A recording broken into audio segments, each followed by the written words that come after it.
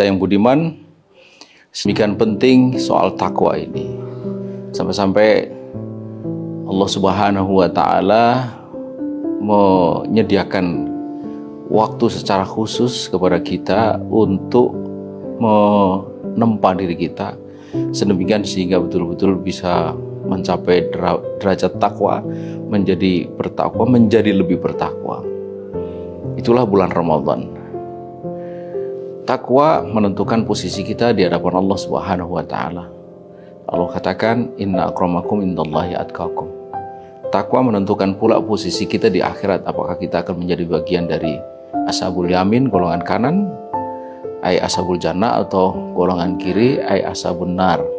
Tentu kita tidak ingin menjadi bagian dari golongan kiri, penghuni neraka, karena inilah yang disebut oleh Allah sebagai bi'tsal masir, seburuk-buruk tempat kembali. Kita semua tentu ingin menjadi bagian dari penghuni surga. Ini yang disebut oleh Allah sebagai ni'mal masir, sebaik-baik tempat kembali. Tapi apa yang bakal memastikan kita nanti akan menjadi bagian dari ashabul jannah? Hanya satu. Apa itu? Takwa kita kepada Allah Subhanahu wa Ta'ala. Sedemikian penting takwa ini, sampai-sampai Allah Subhanahu wa Ta'ala juga menyediakan banyak atau menyediakan sarana lain. Lihatlah bahwa setiap pekan kita ini, khususnya laki-laki, wajib untuk hadir dalam ibadah sholat Jumat. Dan bagian tak terpisah dari ibadah itu adalah mendengarkan khutbah.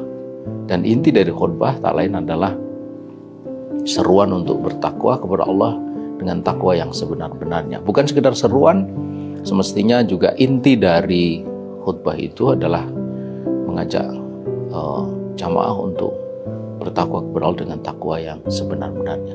Suatu hari baginda Rasulullah SAW dimintai nasihat oleh seorang sahabat, dan Nabi memberikan nasihat pendek, ittaqillah haitsuma kunta, bertakwalah kamu kepada Allah dimanapun kamu berada.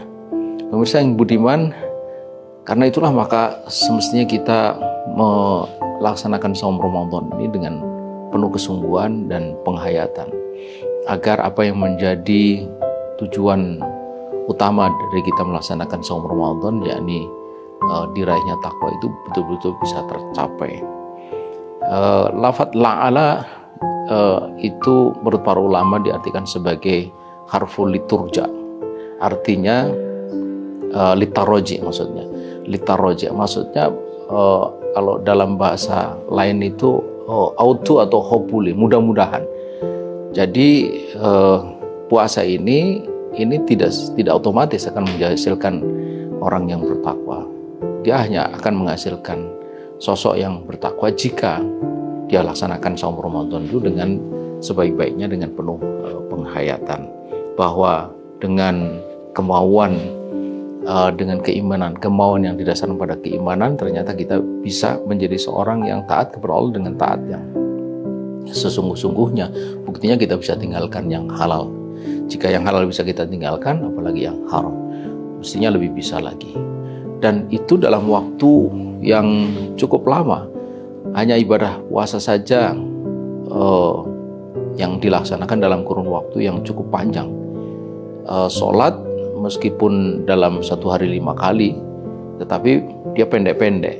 Begitu juga ibadah haji, secara praktis mungkin hanya 6-7 hari selesai.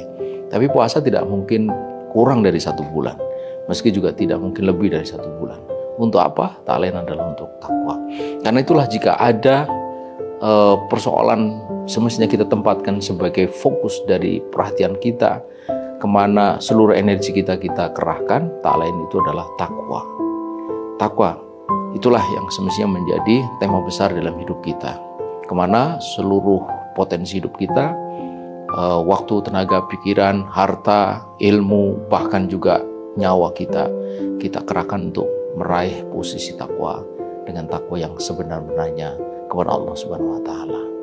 Selamat menunaikan ibadah puasa. Mudah-mudahan Allah Subhanahu wa Ta'ala memberikan kelancaran dan kebaikan sedemikian sehingga kita bisa meraih derajat takwa yang sebenar-benarnya, insyaallah.